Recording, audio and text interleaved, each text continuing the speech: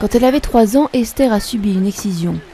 Sa sœur aussi et a failli mourir à cause de cette mutilation. Devenue maman, elle a choisi de protéger ses 2 filles en les éloignant du village. Je suis une victime d'une mutilation génitale et je ne veux pas que mes filles subissent ça à leur tour. C'est pour ça que je les ai emmenées en ville. L'excision consiste dans l'ablation partielle ou totale du clitoris et des lèvres.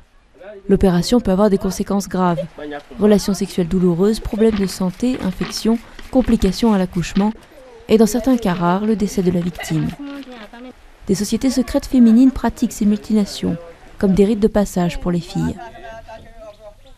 La tradition est très ancrée, la moitié des femmes du Libéria sont concernées.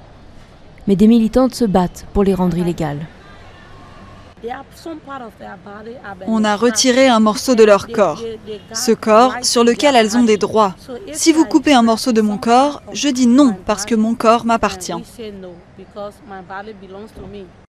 La première femme présidente du Libéria, Ellen Johnson Sirleaf, s'était engagée à éradiquer les excisions grâce à une loi sur les violences familiales.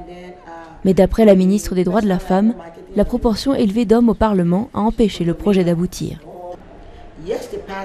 La loi a été approuvée, mais la présidente ne l'a pas encore signée. Nous pensons vraiment que la loi a été dénaturée. Ils ont enlevé la partie sur les mutilations génitales féminines. Ça a été un coup dur pour elle.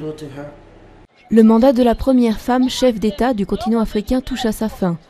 Beaucoup de militants craignent que l'occasion de venir à bout de l'excision ne soit perdue pour un certain temps au Libéria.